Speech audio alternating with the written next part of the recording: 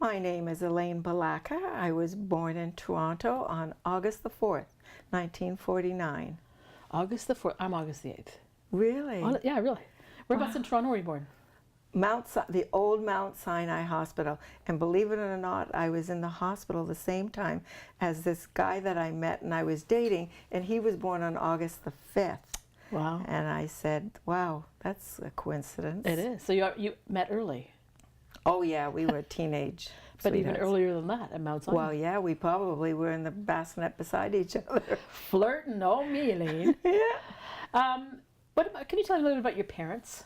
My parents, well, my mother passed away about 22 years ago. Mm-hmm. My father is still alive at 99 years old, Wow. and he lives at Sunnybrook. They met in England because my mother was from London, England. Mm-hmm. And they got married after 1 week. Wow. Of meeting each other, and then they came over to Canada and they remarried again. They had a proper ceremony and that for the family, I guess. That's why they did it. And they lived here, and my mother never wanted to go back to England. And I think we went twice as a child, yeah, because she had a brother still there, and her mother was still there at that time. And where did they live? Who? Your parents? My parents, they lived in Toronto. Toronto. We lived on Gerrard Street, downtown right girl. downtown Toronto, till I was in the end of grade 5 and grade 6. We moved up to North York. And whereabouts in North York did you live? On Shepherd Avenue. What school did you go to? Dublin Public School, and then I went to Wilson Heights Junior High, and then I went to William Lyon Mackenzie High School. And you were our rivals from George Vanier. Really? Yeah. See, we're linked in many different ways. That's Yes. the thing about legacy is that you're linked. Yes. Whether you don't know it or not. Do you have any siblings? I do. I have a brother that's 2 years older than me. He's had a little bit of a tough life. His wife went into a nursing home at 50 years old Wow, that's because early. she had had strokes and heart attacks and stuff like that. And one of his sons moved away to Phoenix. He got a great job with American Express. And the other son, to this day, still lives with my brother at home. And he's just trying to find himself. I think I would say about him. Mm-hmm. And so you just have one brother? That's it. The two of you. Yeah, yeah. He's younger or older than you? Older, 2 years. 2 years older than you. Yeah. What kind of fun thing did you do together that you kind of remember in the memory bank? We used to have the same friends, being only 2 years apart, and our house was always the party house because we had the basement finished and the kids would come over and we would just, it was just always people there. So that's probably the fondest memories that I have. And what kind of things would you do when you have everybody over? Oh, dancing mostly. Dancing. And maybe sneaking in the odd drinkers too. No, really? Just the odd one here and there. Yeah, I'm not a drinker, so.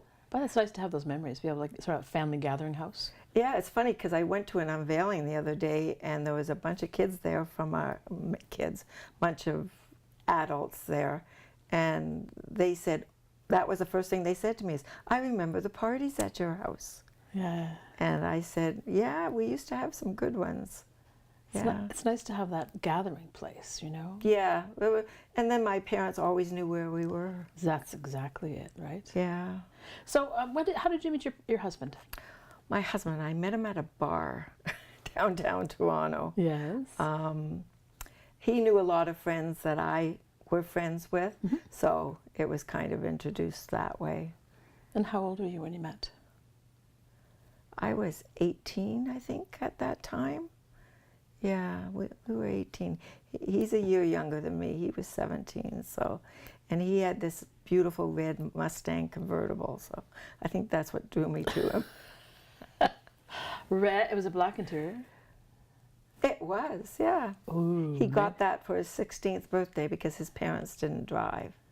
And his father went out and bought him a car, and he said, you can have whatever car you want, but I don't think his father expected him to buy a Mustang convertible with only 2 doors.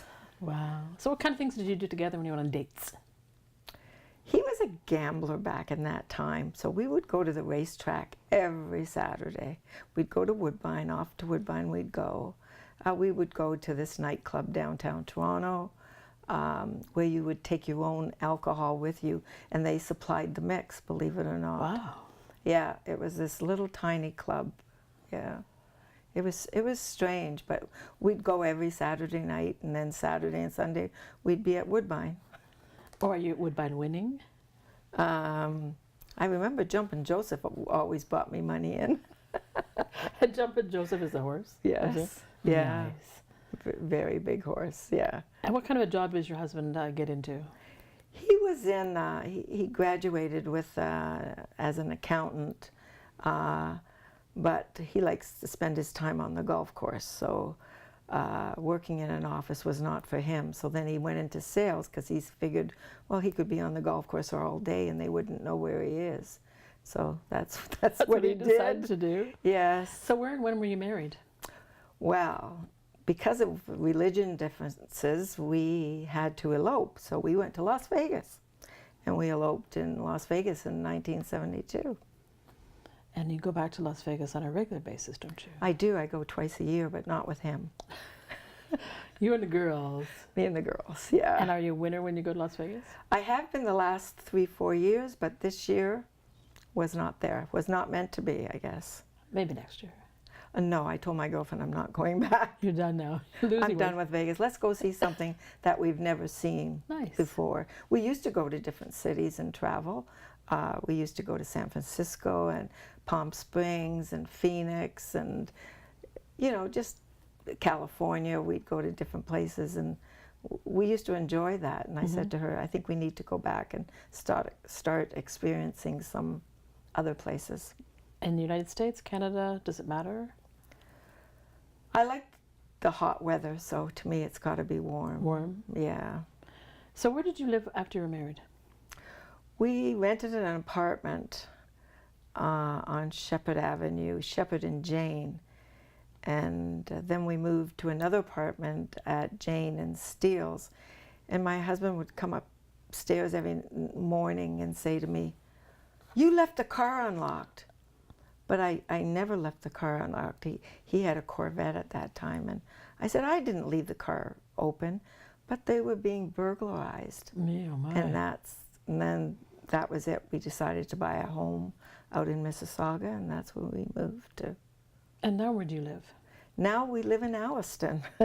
I've had 14 new houses.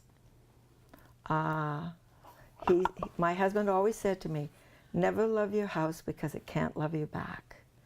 And that's what I always remembered. Isn't that interesting? And so when he said it's time to move, as our friends would say, oh, your windows must be dirty. It's time for you to move. And we did. We moved about every 2 years, 3 years. And what is the fun part about the move? It's exciting to go to a new place. It taught my kids how to get along with other people and to make new friendships, and they still have them to this day at all the places that we lived. So having a good variety of folks in their life. Basically, yeah. Nice. Yeah, we had a busy life. I never really unpacked. I'm still not unpacked. I still have boxes packed because I'm afraid he's going to say, it's time to go. Are dirty. So did you do any working in your years to now? I did. I worked for the Department of National Defense for 17 years. I left there and went to the airport. I worked at the airport in safety and security. Actually, I worked with Bob Mars. That's where I met him because we worked in the same office.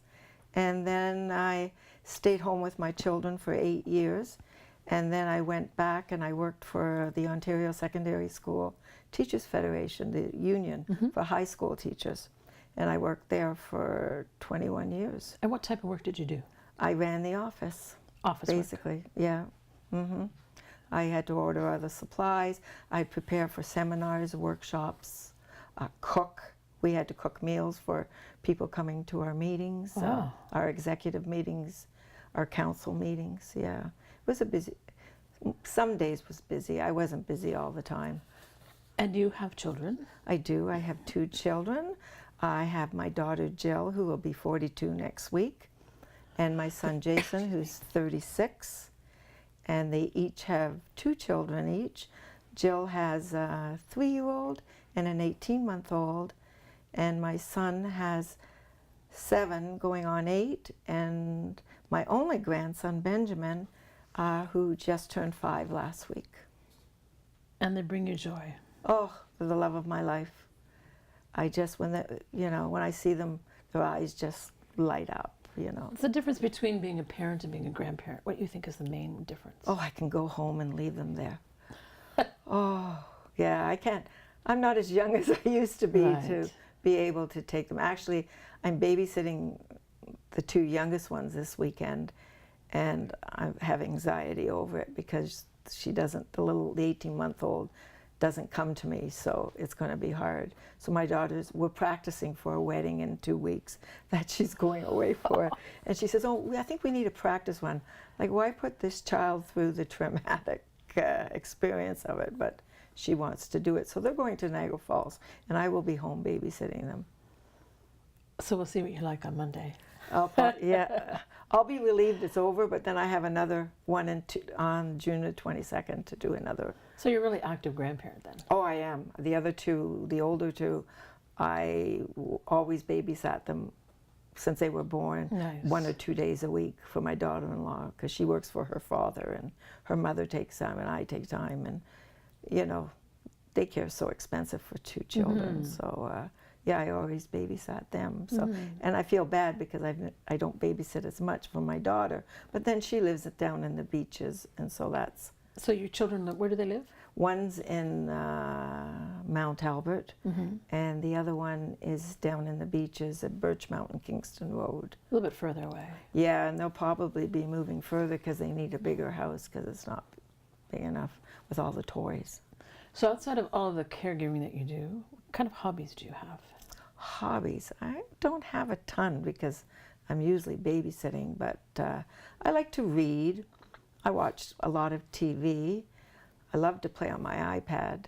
There's all kinds of games you can play on there. And actually I do games that win you points. So when I go to Las Vegas, it covers some meals and stuff. So that's a pretty good deal. That's a good deal. And you can see shows for half price. And that's a good deal. You can do that. Yeah.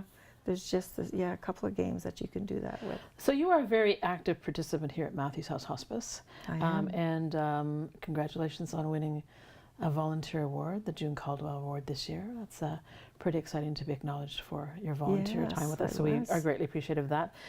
So how long have you been with us volunteering? 3 years now. Yeah, I believe it's 3 years, yeah. And what kind of things do you do on the volunteer side? I do the front desk reception. I'm an ambassador. I do special events. I work in with the community on this floor. I've just been organizing the 2 libraries that we have in the building, just doing a book on that, what we have. And taking those office skills and being able to apply them to volunteering is really special. Yes, yeah. All those years you spent in office. I love planning stuff. That's what I did at the union office, like planning events and stuff like that. Right. That's my forte. If you could name one thing that is your favorite thing that happens in Matthews House, what would it be? Probably the people coming through the front door and seeing how sad they are when they come in. But once they get in here, if I can put a smile on their face, I've made my day. Right. And I'm hoping I made their day. Right. And I've watched that, and you do that very, very well. So you're very proud of yourself, and that is what volunteers are for. You are especially in the greeting side of it, which you do. So that is wonderful to know. One thing that you could be remembered for, what would that be? What I could be remembered, probably. I'm a very giving person. I forgive easily, but don't ever cross me twice. I must say that. You don't get a second chance with me, unfortunately. I just give all that I have with whatever I do. Right.